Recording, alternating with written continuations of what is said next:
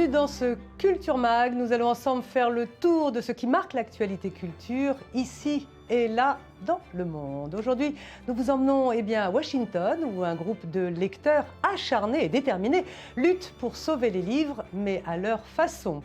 Et puis, nous irons également à Tel Aviv pour vous faire vivre ou revivre le concert et la visite de Charles Aznavour. Et puis enfin, nous parlerons gourmandise avec la rencontre entre l'Italie et Israël autour d'une célèbre pâte à tartiner. Merci de votre fidélité à i24 News. Tout de suite, les news avec Stevie Wonder. Il annonce la sortie de 2 nouveaux albums cette année. L'un est titré When the World Began et l'autre 10 Billion Hurt. Stevie Wonder, qui par le passé a pris des positions anti-israéliennes, a participé à Hong Kong à un concert de K-pop, c'est de la pop coréenne. Et il a déclaré à cette occasion, je cite, « Je chanterai bien un gospel en arabe ou je ferai bien quelque chose en hébreu ». Stevie Wonder va faire l'objet d'un mockumentary avec entre autres Eddie Murphy dans le casting. Un soutien de poids pour le biopic consacré à Nelson Mandela, Bono, le chanteur de U2, et puis Anna Wintour, la célèbre directrice du magazine américain Vogue, ont assisté ensemble à New York à la projection du film consacré à la vie du leader sud-africain, Long Way to Freedom. U2 a participé à la bande originale de ce film. Et puis enfin, ce record dont on ne sait pas très bien ce qu'il faut en faire. La planète mode est prise d'assaut par toutes les marques dans tous les pays et évidemment, il faut se distinguer. Alors dimanche, le Mexique a organisé son plus grand défilé de mode du monde avec plus de 3000 mannequins professionnels et non professionnels. Ils portaient les différents styles de vêtements du pays. Le Mexique bat ainsi le record tenu par les Philippines. Une petite leçon d'énergie maintenant avec ces quelques chiffres. 89 ans. 2 heures de concert, un public de presque 10 000 personnes, vous avez deviné. Charles Aznavour, bien sûr, infatigable ambassadeur de la chanson française, sacré par CNN comme l'un des chanteurs du siècle, l'homme aux 1000 chansons et aux plus de 100 millions d'albums vendus. Il était en concert à Tel Aviv, il a fait un duo avec la chanteuse Noah et puis il s'est entretenu avec un autre personnage tout aussi énergique que lui, le président Shimon Peres, 90 ans. Les 2 hommes ont parlé avant le concert pendant près d'1 heure et demie, d'où le léger retard d'Aznavour sur scène. Mais Maël Benoliel, notre reporter, était là. L'immense Charles Aznavour s'est produit pour la première fois à Tel Aviv lors d'un concert exceptionnel. Avec plus de 1000 chansons à son actif, l'auteur, compositeur, interprète a finalement succombé au désir de se produire en Israël le temps d'une représentation unique. Si je viens, c'est que je veux bien venir et que j'aime bien venir ici. Je ne vais pas vous raconter des histoires grandioses et belles, ce qui ne veulent rien dire. Je viens, c'est tout. Le temps est rien d'autre, le tien, le mien. Celui qui fêtera ses 90 printemps au mois de mai prochain avait initialement prévu de donner 2 concerts dans la région. Au début, j'avais dit, si je vais en Israël, je veux aller aussi en Palestine. Ça ne s'est pas arrangé avec la Palestine. Je suis venu seulement en Israël. Et comme je savais que c'était une chose pour la paix, je trouvais ça beaucoup plus important. À l'inverse de beaucoup d'autres artistes, le chanteur français d'origine arménienne n'a pas eu peur de braver le boycott culturel d'Israël qui existe dans le milieu. Je suis un auteur de chansons qui vient chanter. Et quand on me dit comment vous allez chanter en Israël, je réponds est-ce qu'ils ont Coca-Cola? Si on me dit oui, je dis s'ils prennent du Coca-Cola qui est américain et qui n'est peut-être pas d'accord avec eux, pourquoi moi je ne viendrai pas chanter?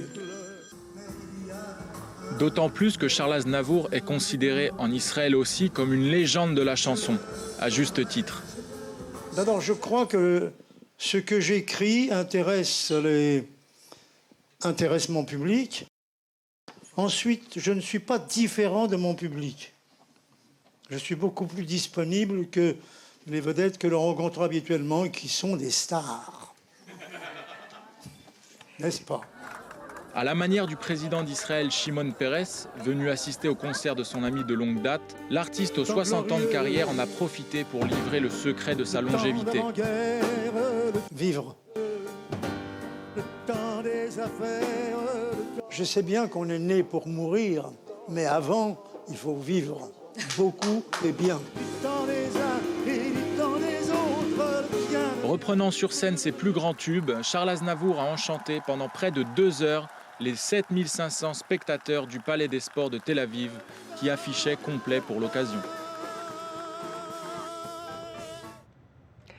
Une devinette, c'est un parallépipède de papier, il ne demande ni connexion ni électricité, il est libre d'accès et il permet de surfer absolument partout, en illimité. On parle du livre, bien sûr, cet objet qui inexorablement disparaît des étagères. Pour lutter contre cette lente désaffection, un petit groupe de passionnés a lancé à Washington, aux États-Unis, la Book Box. Sandy Fortis nous l'explique. Ça ressemble à un abri pour oiseaux. C'est installé dans l'allée telle une boîte aux lettres. Cette petite cabanette en bois est une boîte à livres. Le principe, tous les habitants du quartier peuvent y prendre un livre, puis le rendre ou en déposer un autre. Une initiative de Kevin Sullivan, résident de Washington. Avec ma femme, nous avons beaucoup de livres dont nous voulons nous débarrasser. Plutôt que de les jeter, je préfère les faire circuler. Et si quelqu'un ne ramène pas le livre, ce n'est pas grave. Au moins, il sert à quelque chose. Comme les Sullivan, ils sont quelques milliers à avoir une boîte à livres sur leur perron. L'idée est née dans le Midwest en 2009. Un homme avait alors imaginé cet abri éducatif pour rendre hommage à sa mère, institutrice et passionnée de lecture. Aujourd'hui, elle s'est répandue dans tout le pays. En quelques clics, tout le monde peut commander sa boîte à livres sur le net. Objectif, rapprocher les habitants d'un même quartier et les replonger dans un plaisir éducatif en perdition. Selon un sondage réalisé aux États-Unis, 19% des Américains âgés de 18 ans et plus en décembre 2011 avouaient ne pas avoir lu de livre au cours des 12 derniers mois, contre seulement 8% en 1978.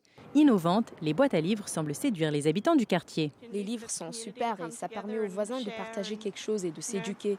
Les livres sont en train de devenir des objets du passé avec la télé et tout. Mais ça, c'est vraiment bien. Dans une société où la technologie prend le dessus sur le contact humain, où la télévision et Internet ont remplacé les passe-temps plus simples, ces boîtes à livres semblent être le remède parfait pour remonter dans le temps et se raccrocher aux vraies valeurs. Cette mini-bibliothèque s'ajoute aux autres initiatives lancées dans le même esprit, comme les livres déposés sur les bancs publics ou les librairies sur roulettes au bord de la plage de Tel Aviv. Se plonger dans un vieux bouquin va vite redevenir l'un de nos plaisirs favoris. À suivre, la rencontre Israël-Italie, mais autour du chocolat et de la pâte à tartiner. À suivre également de la danse contemporaine indépendante. Mais tout de suite, ce sont les highlights, les expositions dont il faut avoir entendu parler, à défaut de les avoir vues. Le deuxième festival du film nordique s'ouvre à Londres. Y seront présentés une sélection de films expérimentaux venus tout droit du Danemark, de Finlande, de Norvège et de Suède. Au-delà des fictions et des documentaires, cette édition propose également un film d'un concert du groupe islandais Sigur Rós. Le festival se poursuit jusqu'au 4 décembre. Le nouveau musée Fabergé ouvre ses portes en Russie, à Saint-Pétersbourg, avec une collection de plus de 4000 pièces de joaillerie. Les très célèbres œufs du même nom étaient offerts par le tsar comme cadeau pour les fêtes de Pâques. Suite à la révolution russe de 1917, quelques dizaines de pièces seulement ont survécu. Cette collection fabuleuse, maintenant ouverte au public, a coûté plus de 900 millions de dollars et a demandé 10 ans à préparer. Au centre culturel Recoleta de Buenos Aires, une exposition commémore le centenaire de Vinícius de Moraes. Des photos, des vidéos et des poèmes rendent hommage à ce poète et parolier brésilien qui a contribué à façonner le genre musical du bossa nova. L'exposition, qui illustre aussi la collaboration avec l'icône musicale Antonio Carlos Jobim, se poursuit jusqu'au 16 février. De la gourmandise, avec un événement organisé à l'ambassade d'Italie à Tel Aviv, en Israël, autour d'une célèbre pâte à tartiner. Chefs israéliens et italiens, people et amateurs de sucre se sont léchés les doigts. David Gombin, avec Ran Schneck, n'ont pas pu résister. Les soirées chez l'ambassadeur, ça vous rappelle quelque chose ? Monsieur, avec Ferrero Rocher, vous nous avez vraiment gâtés. Cette semaine à Tel Aviv, la réalité a dépassé la pub. L'ambassadeur d'Italie en Israël organisait une soirée Ferrero, histoire de promouvoir le savoir-faire made in Italy. Eh bien, je pense que nous sommes ici pour promouvoir l'Italie, de la culture aux sciences, en passant par la nourriture. Donc lorsque nous avons ici une marque aussi importante, on est prêt à ouvrir les portes de cette maison, qui est la maison de l'Italie. Une équipe de chefs de la marque de chocolat a été dépêchée sur place pour concocter toutes sortes de desserts spécialement réalisés pour l'occasion. Et pour goûter tout ça, des personnalités de la gastronomie israélienne, dont le chef Chaim Cohen et Michal Lansky, juré dans le jeu télévisé MasterChef. Tout d'abord, le chocolat, ça renvoie à l'enfance. Grâce au chocolat, on se sent comme des enfants. Chez nous, à la maison, c'est la pâte à tartiner. Les vendredis, et les vendredis seulement, il est permis d'envoyer les enfants à l'école avec des tartines au chocolat. Donc forcément, c'est au Nutella. Plus sérieusement, cette soirée a aussi mis en avant un trait commun à l'Italie et à Israël, la culture d'une cuisine familiale, avec la présence incontournable de la mamma. Le symbole de la mama et la grand-mère italienne, ça marche très bien ici aussi. Une belle soirée donc pour célébrer l'Italie. Sur Tel Aviv, le temps de quelques heures, régnait un petit air de Dolce Vita. En quelques années, Israël a acquis une place prépondérante sur la scène internationale de la danse. En presque 15 ans, le pays est passé des danses traditionnelles à une excellence dans la danse contemporaine. La Batsheva Company, Rina Scheinfeld, le centre Suzanne Delal sont des noms qui résonnent aux oreilles des connaisseurs. Voilà pour le tableau officiel. Mais derrière ces grands noms, il y a également une scène underground, plus active, plus bouillonnante. Nous avons avec nous l'une des directrices artistiques de Curtain Up. Bonjour. C'est un festival de danse indépendant qui existe depuis 24 ans, un peu dans l'ombre des grands. Ronnie Ziv, vous êtes avec nous pour parler justement de ce festival Curtain Up. Pourquoi y a-t-il une scène indépendante en Israël de danse? C'est extraordinaire parce que le département de la danse a décidé de développer une scène plus indépendante, pas seulement les grandes compagnies comme Batsheva, mais il y a également des créateurs dans le domaine de la danse qui sont indépendants et qui expriment leur voix spéciale dans le monde de la danse. Leur spécificité, leur non-conformisme peuvent s'exprimer. Mais ils restent professionnels. Simplement, les contenus sont différents.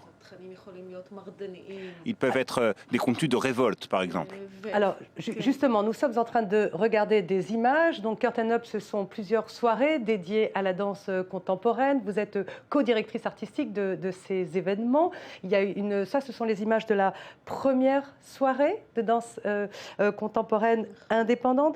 Quelles sont les thématiques, justement, de cette danse indépendante? Est-ce qu'elles sont plus politiques? Une scène se concentre aux tensions entre les hommes et les femmes. La conception masculine sur les femmes.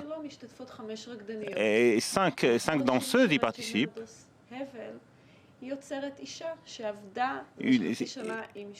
C'est une femme qui a travaillé pendant 6 mois avec des danseurs hommes sur ce thème de la masculinité.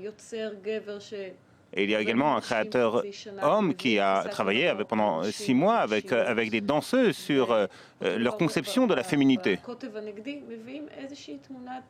Et tout cela crée une conception qui peut être également politique, sociale,